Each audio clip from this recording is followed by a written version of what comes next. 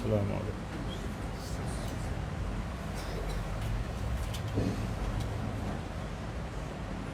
اللہ اکبر اللہ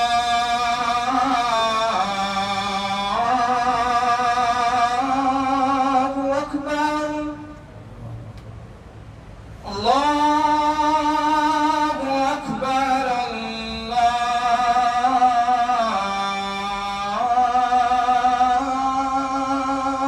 اکبر. أشهد أن لا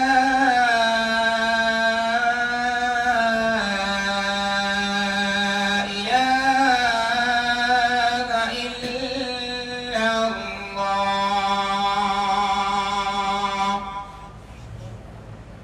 أشهد أن لا إله إلا الله.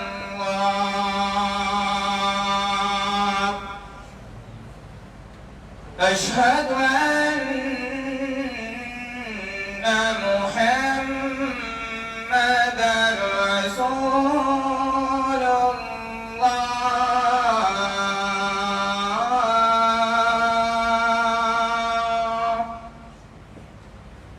أشهد أن محمدًا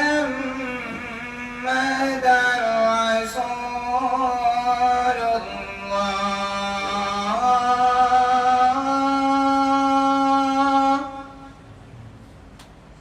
حي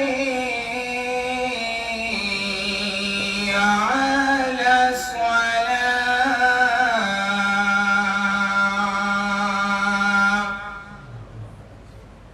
حي على الصلاة.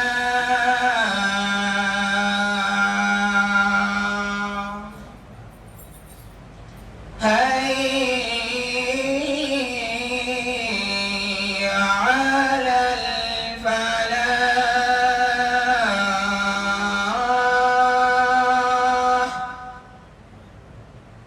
حي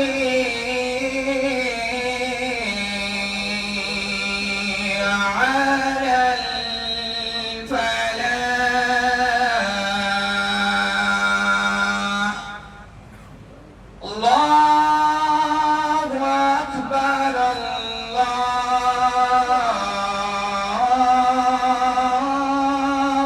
أكبر. لا إله إلا الله.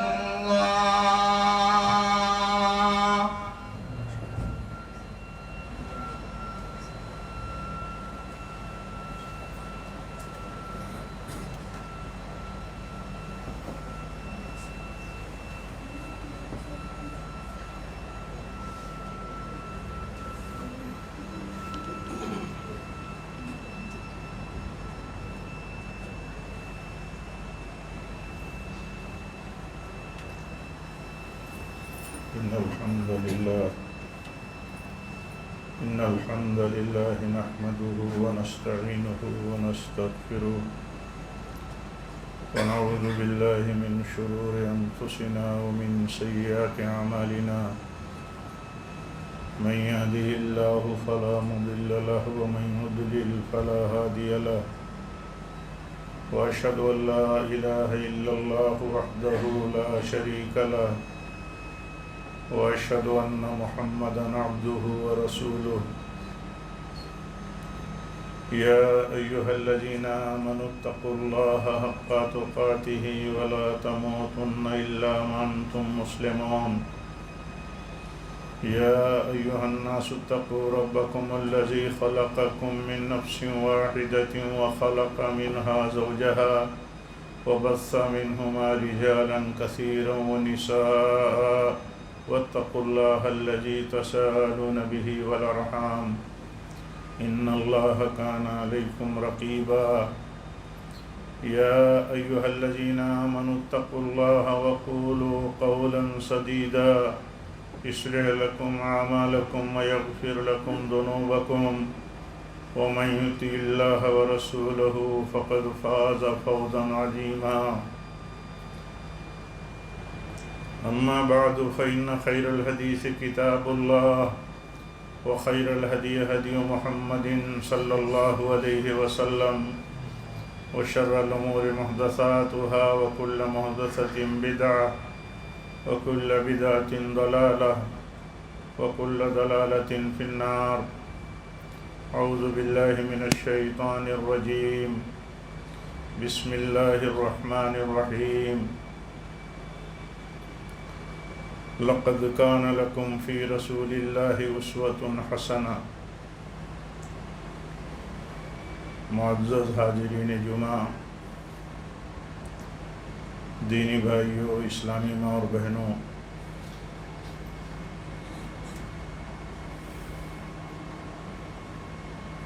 اللہ کا دین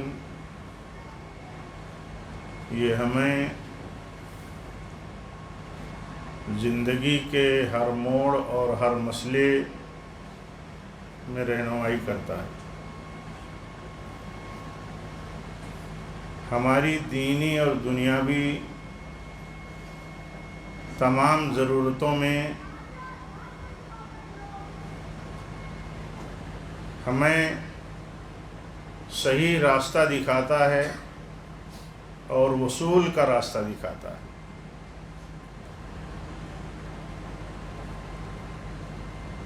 یہ اللہ کا دین حکمتوں پر مشتمل ہے، حکمت والا دین ہے. اس دین میں مصلحتیں مطلوب ہیں. اللہ تعالیٰ چاہتا ہے کہ ہمارا دین یہ چاہتا ہے کہ ہم مصلحتوں پر خیال رکھیں، مصلحتوں کی رعایتیں کریں. جو مصلحتوں کے خلاف ہیں یعنی مضر چیزیں ہیں ان سے بچائیں، اپنے آپ کو بچیں. آپ دیکھیں گے کہ پورے دین میں ہمیں اصولی بات یہی سکھائی گئی ہے کہ ہم خیر اور بھلائی کی چیزیں حاصل کریں اور شر اور برائیوں سے اپنے آپ کو بچائیں. ہمارا یہ ایمان ہو کہ برائیوں کا رزلٹ خطرناک ہے، معصیتوں اور گناہوں کا رزلٹ خطرناک ہے، نیکیوں کا، بھلائیوں کا رزلٹ اچھا ہے. جب تک یہ یقین اور ایمان نہ ہو کہ ہم خیر کا کام کریں گے تو اس کا ہمیں صحیح رزلٹ ملے گا اور شر کا کام کریں گے تو ہم برے رزلٹ سے دوچار ہو جائیں گے، تب تک آدمی اس ایمان کے بغیر تب تک آدمی بچتا نہیں ہے، بچ نہیں پاتا ہے. دنیا کی زندگی میں بہت سارے حالات اچھے اور برے آتے رہتے ہیں. یہ اللہ کا نظام ہے، اس کی سنت ہے. اس اللہ کے نظام میں ایک مومن اپنے آپ کو ہر طرح کے حالات میں بچا لیتا ہے، سنبھال لیتا ہے، اس لیے کہ اس کا ایمان ہے. اس کا ایمان ہے کہ اللہ تعالیٰ نے جو کچھ اس دنیا میں اپنی سنت جاری رکھی ہے اس میں ہمارے لیے خیر ہے. کبھی کبھی ہم بہت ساری مشکلات سے گزرتے ہیں، بہت سارے حادثات سے دوچار ہو جاتے ہیں، لیکن ان مشکلات اور حادثات میں ہمارے لیے بہت خیر پنہاں ہوتا ہے. اللہ تعالیٰ کبھی مصیبت میں ڈالتا ہے تو اللہ کی مشیت یہ ہوتی ہے، اللہ کی مرضی یہ ہوتی ہے کہ بندہ مشکلات میں جانے کے بعد میری طرف لوٹ کر کے آ جائے. تو آپ بتائیے کہ مشکلات میں ڈالنے کے بعد بھی اللہ تعالیٰ کی مرضی اسی میں ہے کہ بندہ میری طرف لوٹ کر کے آ جائے. تو ایسے لوگوں کے لیے مشکلات جو یہ بات سمجھتے ہیں کہ کہیں کسی گناہ کے پاداش میں مشکلات کا فیصلہ ہو گیا ہمارے حق میں، تو وہ مشکلات سے نکل کر کے، گناہوں سے نکل کر کے جب اللہ کی طرف لوٹ کر کے آتا ہے تو اللہ تعالیٰ کی مرضی اور خوشنودی اس کو حاصل ہو جاتی ہے۔ دیکھیے حدیث میں آتا ہے، اللہ کے نبی صلی اللہ علیہ وسلم فرماتے ہیں کہ ایک آدمی سفر پر جاتا ہے، اپنا سامان سفر سواری پہ لاد کے رکھتا ہے، یہاں تک کہ وہ کسی سائے دار درخت کے نیچے رک کر کے آرام کرنے لگتا ہے، اس کی سواری غائب ہو جاتی ہے، سامان بھی اس کا سفر کا سواری پر لدا ہوا ہے، وہ سامان بھی چلا جاتا ہے۔ ایک بیک جب اس کو احساس ہوتا ہے تو دیکھتا ہے کہ سواری نہیں ہے، سفر کا سامان نہیں بچا ہے، تو بھاگتا ہے ادھر ادھر، تلاش کرتا ہے سواری، اپنی سامان زندگی تلاش کرتا ہے جو سواری کے ساتھ سامان سفر اس کا ہے۔ سواری جب اس کو مل جاتی ہے ڈھونڈتے ڈھونڈتے تھک ہار کے، تو ماری خوشی کے کہتا ہے، اے اللہ تو میرا بندہ ہے، میں تیرا رب ہوں۔ ماری خوشی کے اس کو اپنے اوپر کنٹرول نہیں رہتا کہ کیا خوشی میں وہ بول رہا ہے۔ حدیث میں آتا ہے کہ بندہ جب بہک جاتا ہے، بھٹک جاتا ہے اور اللہ تعالیٰ کی طرف لوٹ کر کے آتا ہے تو اللہ کو اس سے بھی زیادہ خوشی ہوتی ہے۔ تو یہ بات ہماری زندگیوں میں بہت ساری مشکلات ہیں، سماجی مشکلات ہیں، سیاسی مشکلات ہیں، معاشرتی مشکلات ہیں، بہت ساری مشکلات ہیں زندگیوں میں ہماری، لیکن ان مشکلات کے پیچھے ہمارا کرتوت کیا ہے، ہمارے عمل کیا ہیں۔ اللہ تعالیٰ چاہتا ہے کہ ان مشکلات میں پڑنے کے بعد جائزہ لو اپنے کرتوتوں کا، اپنے اعمال کا، اپنے معاملات کا، اپنی دین کی زندگی کا، کتنا اعراض ہے، کتنی سرکشی ہے، کتنا کفر و نفاق ہے، کوئی حد و حساب نہیں بچا ہے۔ اگر صحیح معنوں میں جائزہ لیا جائے تو اللہ تعالیٰ ان ساری مشکلات میں بھی اس کی مرضی اسی میں ہے کہ جن بنیادوں پر مشکلات ہیں، ان بنیادوں سے، ان مشکلات سے نکلنے کے لیے بندہ اللہ تعالیٰ کی طرف ان مشکلات سے نکل کر کے آئے، یہ اللہ تعالیٰ کو مطلوب ہے۔ ہمارے دیکھیں کتنے معاملات خراب ہیں، عام طور پر صورتحال یہ ہے کہ کسی کے دل کسی کے ساتھ نہیں ملتے، کسی کے معاملے کسی کے ساتھ صحیح نہیں ہیں، دین کی زندگی، دنیا کی زندگی، گھر سے لے کر کے فیملی لائف سے لے کر کے سوشل لائف تک، سماجی زندگی، دینی زندگی، کہیں کوئی بھی مرحلے، کوئی بھی نیٹ ورک کی آپ بات کریں، ہر طرف بگاڑی بگاڑ ہے، ہر آدمی بگڑا ہوا اسی صورتحال ہے۔ اللہ تعالی ہم سب پر رحم فرمائے، کم ہی لوگ ہیں جو اس کی فکر کرتے ہیں۔ تو نتیجے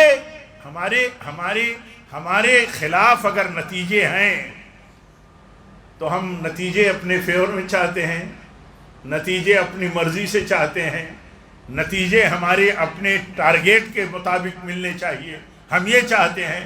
لیکن رب کا کچھ دستور الگ ہے، اللہ کا قانون الگ ہے، اصل بادشاہ وہی ہے، اصل حاکم وہی ہے، اسی کے حکم سے فیصلے ہوتے ہیں، اور دنیا میں ہماری مرضی کے مطابق یا ہماری مرضی کے خلاف جو کچھ نظر آتا ہے سب اللہ کی مشیت ہے، اللہ کی مشیت کے باہر کچھ نہیں ہے۔ یہ اس وقت تک نہیں بدلے گا جب تک کہ ہماری اپنی زندگی، ہمارے اپنے اعمال، ہمارے کرتوت صحیح نہیں ہوں گے۔ آپ دیکھیے کتنی سازشیں خود ہمارے اپنے بیچ میں ہیں، کتنا مکر، کتنا جھوٹ، کتنا فریب، کوئی حد و حساب نہیں ہے۔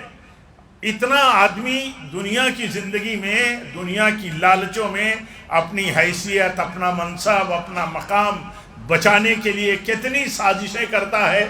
یہ تو جو کرتا ہے وہ جانتا ہے، اسے ہم جانتے ہیں، ہم جو کرتے ہیں آپ جانتے ہیں، آپ جو کرتے ہیں ایک دوسرے کے خلاف۔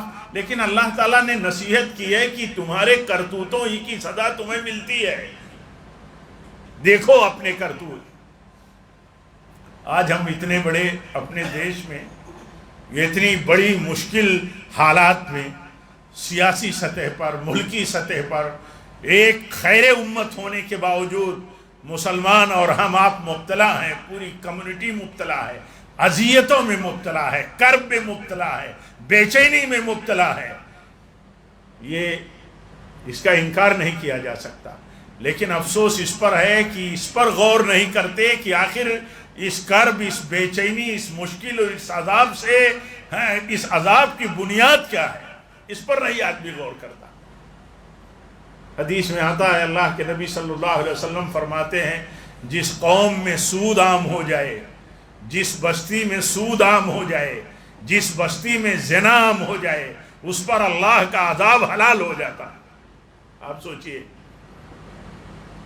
کبھی قوم، کبھی ہم آپ، کبھی ہمارے نوجوان، ہمارے بچے بچیاں سوچتے ہیں اس بات کو کہ ہماری پستی کی بنیاد ہماری بدعملیاں ہیں. ہمارے اوپر سزا اگر ہے، ہم سمجھتے ہیں کہ ہم ایک ایسی قوم کی صورت میں، مطلب ہے ہماری صورت ایسی بن چکی ہے کہ ہماری جیسے لگتا ہے کہ کوئی حیثیت نہ ہو. اللہ تعالیٰ کی نافرمانیوں کی بنیادوں پر ایسا ہوتا ہے کہ اللہ تعالیٰ حیثیتیں ختم کر دیتا ہے، یعنی اللہ کے ہاں کوئی پرواہ نہیں رہ جاتی ہے. اور اگر اللہ کے ہاں پرواہ ہو، اللہ تعالیٰ کے ہاں ہماری پرواہ ہو تو اللہ کافی ہے ہمارے لیے. ہماری تدبیریں کام نہیں کریں گی، ہماری تدبیریں توحید کے ساتھ کام کرتی ہے. اصل تدبیر ہماری توحید ہے. دنیا کے اسباب کو جمع کرنے کے بعد، دنیا کے سورسوں کو استعمال کرنے کے ساتھ، اصل سورس اللہ کی توحید ہے اور اس پر توکل ہے. اصل کیا ہے؟ ہم تو یہ سوچتے ہیں کہ ہمارے پاس ووٹ کی طاقت ہے تو ہم اپنے ووٹ کی طاقت سے ایسا نہیں ایسا کر سکتے ہیں. لیکن اللہ کا قانون یہ ہے کہ تم اللہ کے دین کی مخالفت کرو گے، اللہ سے باندھے ہوئے دین سے باندھے ہوئے عہد کی مخالفت کرو گے تو اللہ تعالیٰ تمہارے بیچ میں اختلاف ڈال دے گا. آج دیکھیے، مسلکوں کی بنیاد پر بھی ووٹوں کی سیاست چلتی ہے. مسلکی بنیادوں پر کینڈیڈیٹ کو دیکھا جاتا ہے جیسے مذہبی بنیاد پر دیکھا جاتا ہے. یہ ساری چیزیں کہاں سے آتی ہیں؟ یہ آتی ہیں سب اللہ تعالیٰ کے نظام سے اور اس کی مشیت سے کہ جب قوم اور کمیونٹی جو ہے اللہ تعالیٰ کے قانون کو، اس کے حکم کو، اس سے باندھے ہوئے عہد کو توڑتی ہے تو اللہ تعالیٰ ان پر مسلط کر دیتا ہے ایسا عذاب کہ اس عذاب سے وہ نکل نہیں پاتے. آج دیکھیے اپنی ہی بستی میں، اپنے ہی حلقے میں کتنے لوگ کس ڈھنگ سے کام کرتے ہیں. تو میں اس پر بات نہیں کرنا چاہتا ہوں، میں بات اس پر کرنا چاہتا ہوں کہ اصل مسئلے کا تو حل ہمارا دین ہے اور اللہ تعالیٰ کے اوپر ایمان اور توکل ہے. ہم یہ سوچتے ہیں کہ ہمارے پاس جو بھی اسباب ہیں، سورسز ہیں، یہ ہمارے لیے کافی ہیں.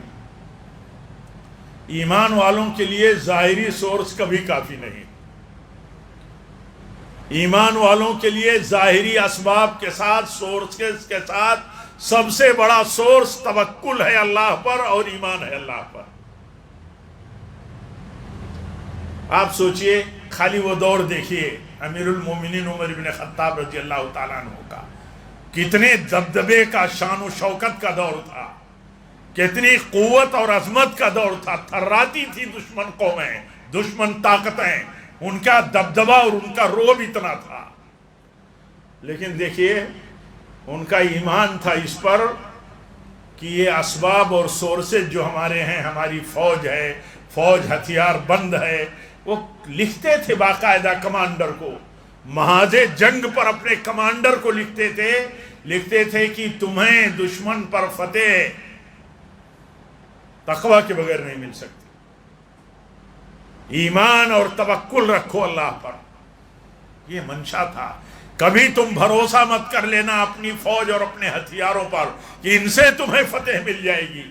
ان کی ضرورت ہے، وہ سورس ہیں، لیکن اللہ تعالیٰ فتح دیتا ہے. اور اللہ تعالیٰ اصل تو فتح اللہ تعالیٰ ایمان اور توکل سے دیتا ہے. کبھی ہم بحیثیت مسلمان یہ سوچتے ہیں کہ اللہ تعالی ہمیں عزت اسلام کی وجہ سے دے گا. میں تو اپنے چھوٹے سے تجربے میں دیکھتا ہوں کہ انکار تو نہیں کیا جا سکتا ہے کہ اللہ تعالیٰ کے بندے ایسے نہیں ہیں کہ جو ایمان رکھتے ہوں کہ ان کو عزت اسلام کے تھرو ملے گی، اسلام کے ذریعے ملے گی، اسلام پر عمل سے ملے گی، ایمان اور توکل سے ملے گی. اس کا انکار تو نہیں کیا جا سکتا. لیکن آپ دیکھیے اپنے اندر جھانک کر کے، اپنے ارد گرد، اپنے دوست احباب، اپنے حلقہ احباب، اپنے نیٹ ورک میں آپ دیکھیے، اپنے گھر سے باہر دیکھیے، یعنی آپ دیکھیے، ہم آپ سب دیکھیں کتنے لوگوں کا ایمان ہمارے اپنی کمیونٹی میں ہے، ہمارے اور آپ کے اندر، کہ ہمیں اللہ تعالیٰ عزت اسلام کے ذریعے دے گا.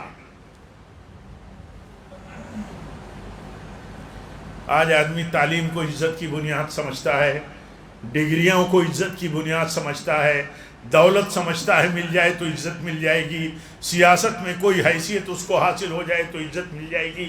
کتنے لوگ سیاستوں میں جا کر کے اپنا دین اور ایمان سب بیچ دیتے ہیں، کچھ نہیں بچاتے، کچھ نہیں بچتا ان کا.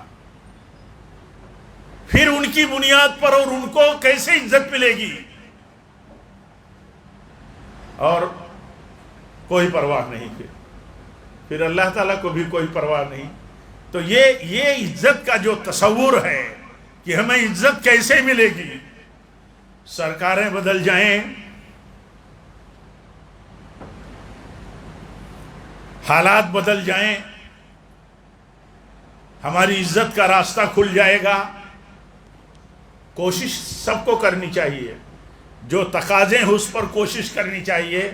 لیکن یہ عقیدہ اور تصور اگر کمزور ہوا کہ ہمارا رشتہ اسلام سے اور ہمارا ایمان اگر اس سے خالی ہو گیا کہ عزت تو ہمیں ملے گی، قوم کو، کمیونٹی کو ملے گی، مسلمانوں کو ملے گی، تو دین کے ذریعے ملے گی.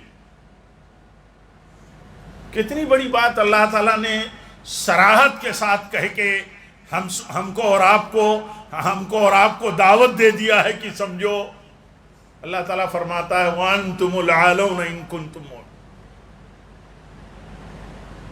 اللہ تعالیٰ فرماتا ہے تم اگر مومن ہو تو غلبہ تمہارے لیے ہی ہے، تم غالب رہو گے اگر تم مومن ہو.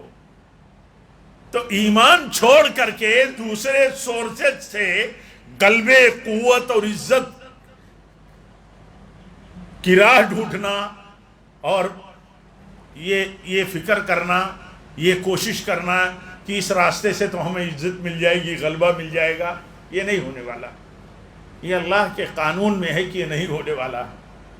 یہی امیر المومنین ہے، کہتے ہیں ہمیں اللہ تعالیٰ نے عزت دی ہے اسلام سے، اسلام کے ذریعے عزت بخشی ہے. کتنی عزت تھی، کتنا غلبہ تھا، کیسی شان و شوکت تھی ان کے دور میں، ان کے اقتدار میں. اس کے باوجود دیکھیے کہتے ہیں یہ ہمارے پھٹے حالات پھٹے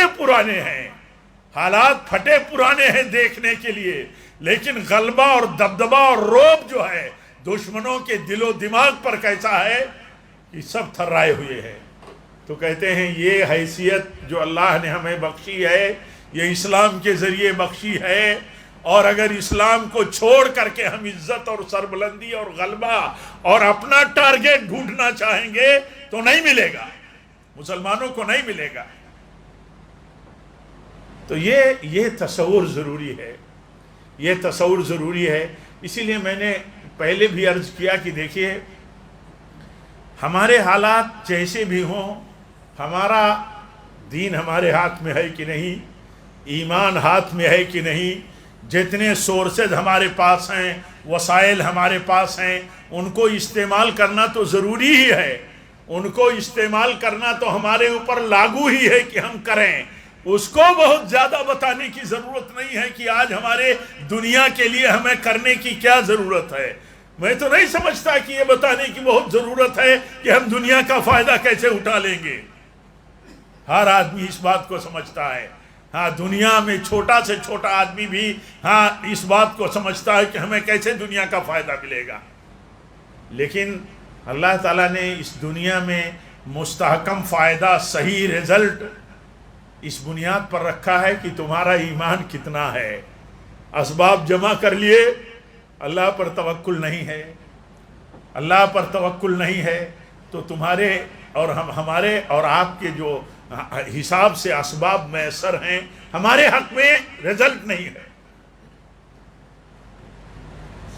کوئی دنیا میں چھوٹی موٹی تبدیلیاں، الٹ پھیر، یہ صحیح معنوں میں ہمارے لیے نہیں ہے۔ ہمارے لیے صحیح چیز یہ ہے کہ ہمارے ایمان اور ہماری دینی زندگی کی بنیاد پر جو تبدیلی آئے گی وہ ہمارے حق میں بہتر ہوگی۔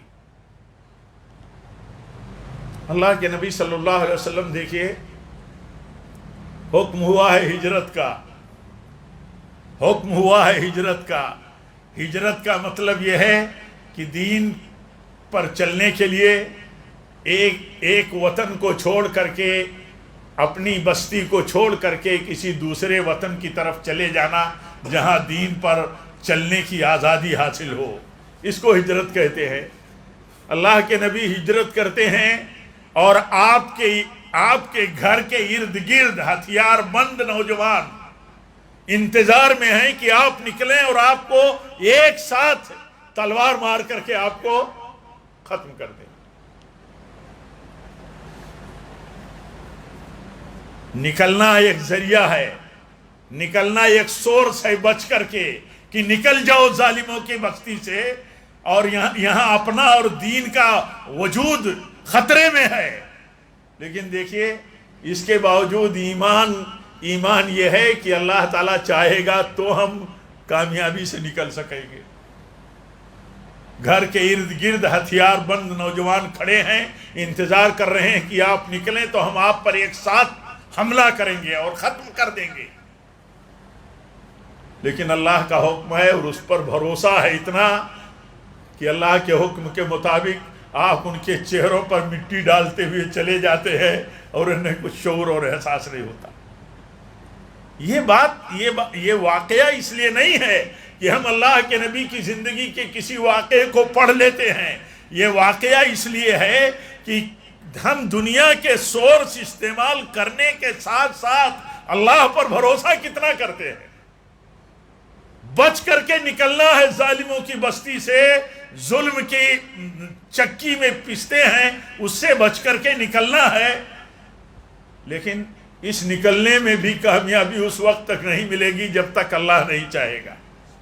آگے جا کر کے غار ثور میں دیکھیے، پناہ لے لیتے ہیں، وہاں بھی صورتحال کیا ہوتی ہے، دیکھ کر کے نکلتے ہیں، رک کر کے آگے بڑھتے ہیں، پورے تجربے اور حکمت کو استعمال کرتے ہیں۔ لیکن ادھر سازشی مطلب مشن لگا ہوا ہے کہ آپ کو کسی طرح نکل گئے ہیں مکہ سے تو گرفتار کر لیا جائے۔ لیکن آپ دیکھیے وہاں جہاں یہ صورتحال ہے کہ حضرت ابوبکر رضی اللہ تعالیٰ عنہ کہتے ہیں، یا رسول اللہ صلی اللہ علیہ وسلم، ہم ادھر کھوہ میں ہیں، غار میں ہیں، اور اوپر دشمن ہمارا پیچھا کرتے ہوئے پہنچ گیا ہے، وہ اگر اپنے قدموں کی طرف دیکھے گا تو ہمیں دیکھ لے گا، اگر وہ اپنے پیروں کی طرف دیکھے گا تو ہمیں دیکھ لے گا، اتنا ہم سے قریب آ گیا۔ تو اللہ کے نبی فرماتے ہیں، اے ابوبکر، کیا خیال ہے ان دونوں کے بارے میں جن کے ساتھ اللہ ہو، جن کے ساتھ اللہ ہو؟ آپ بتاؤ، ایک تدبیر ہے ہجرت کی، ایک سورس ہے نکل جانے کے لیے کہ نکل جاؤ بچا کر کے، لیکن بچا کر کے نکلنے کے لیے بھی اللہ کے اوپر بھروسہ ضروری ہے کہ اللہ اگر نہیں چاہے گا تو آپ نکلنے کی تدبیر میں کامیاب نہیں ہوگے۔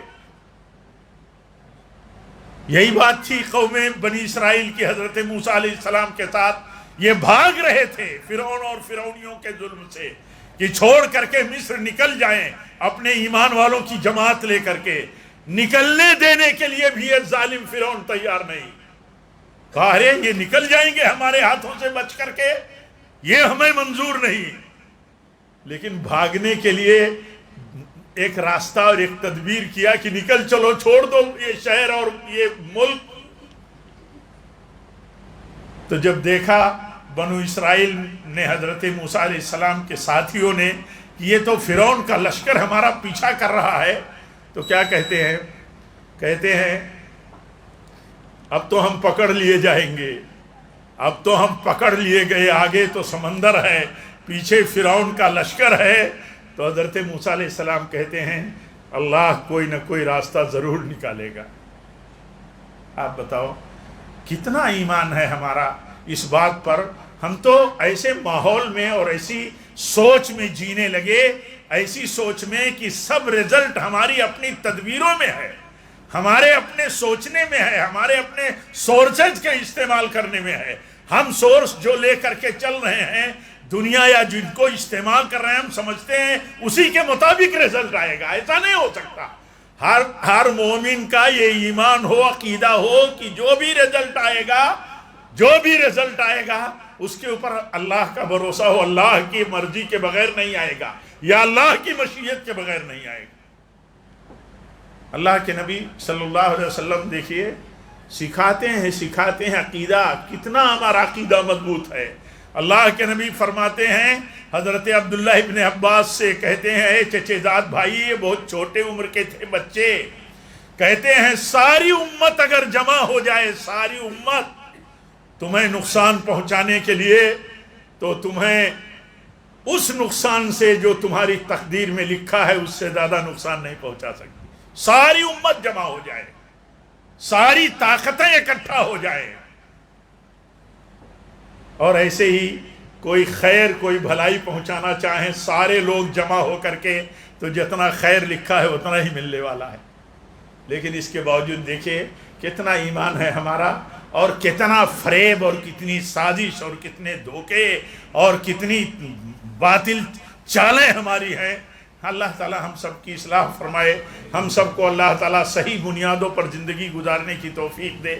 رب العالمین ہمیں دنیا میں جتنی تدبیریں، جتنے سورسز اور وسائل جائز ہیں ان کو استعمال کرنے کے ساتھ ساتھ اصل جو سورس ہے، اصل اللہ کے اوپر ایمان اور بھروسہ، اللہ تعالیٰ اس پر ہمیں مضبوطی کے ساتھ رہنے کی توفیق دے۔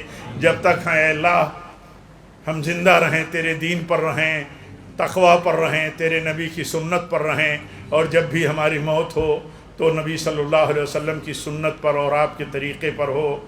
وآخر دعوانا الحمدللہ رب العالمین۔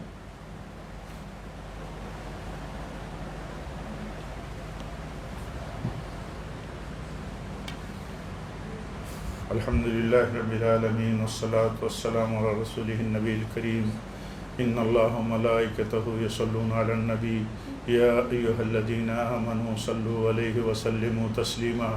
اللہم صلی علی محمد وعلی آل محمد کما صلیت علی ابراہیم وعلی آل ابراہیم انکا حمید مجید۔ اللہم بارک علی محمد وعلی آل محمد کما بارکت علی ابراہیم وعلی آل ابراہیم انکا حمید مجید۔ عباد اللہ رحمکم اللہ، اقول قولی ھذا واستغفر اللہ لی ولکم ولسائر المسلمین، وآخر دعوانا الحمدللہ۔